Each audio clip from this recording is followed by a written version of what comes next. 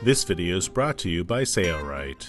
We'll be installing the sail cover hook and eyelet to this throated sail cover. The sail cover hook and eyelet snap together to secure covers neatly and quickly. Here you can see a sail cover that's covering a flaked sail, and notice that you cannot see the sail cover hooks and eyelets. Here you can see Brian installing the sail cover hooks and eyelets instead of the common sense fasteners that are typically used in throated sail covers. The bottom edge of Brian's sail cover incorporates a binding, and you notice he created a special hem here so that no excess stitches will be seen on the outside surface, so they just tuck that first hem under. Then when he sews on the sail cover hooks, he'll see 2 stitches only and also the binding. Eyelets recommends that you apply double-sided tape to the bottom side of each one of the hooks and also the eyelets so that you can stick them in place after you've determined the appropriate distance to place them on your sail cover or other application. Fasteners are typically installed around 12 to 18 inches along the bottom of a sail cover. Here you can see Brian marking those positions with a soapstone pencil sold from Eyelets. Peel off the transfer tape on the back of the sail cover hook and install it to the bottom hemmed edge of the sail cover. You can install it so the hook is actually flush with the edge or hanging down slightly. Since the hem that Brian created is not too deep, he's actually having the hook hang down off of the edge a little bit. That's quite acceptable. Now he's going to take it over to the Eyelets Big and Tall sewing machine, and he's using Tanara thread, and he's going to sew down the length of this hem. Remember, that first stitch that he created is invisible because it was stitched with a single layer hem and then folded back, and then double-sided tape holds the hem in place. As he comes up to each one of the sail cover hooks, he will sew through it and then do a little bit of reversing to lock the stitch and also secure the hook in place.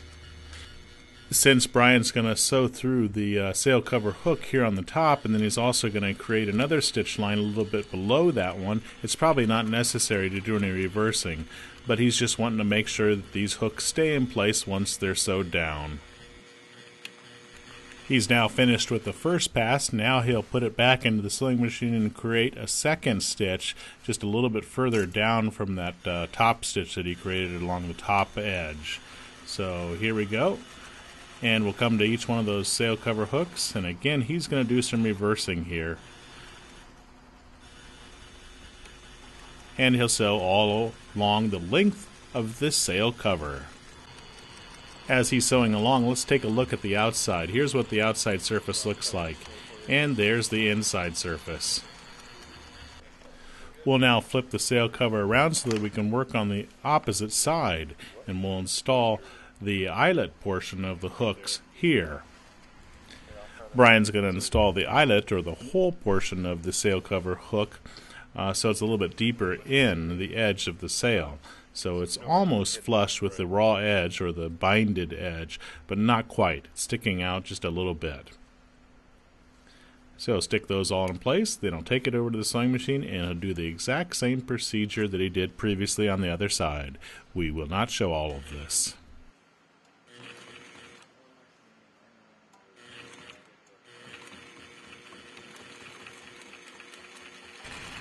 And here we are sewing the last stitch, all along the length of the bottom edge of the sail cover.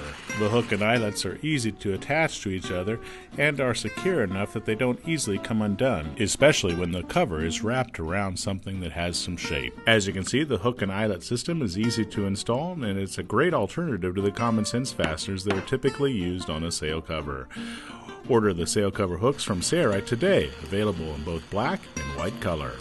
It's your loyal patronage to Eyelets that makes these free videos available. Thanks for your support.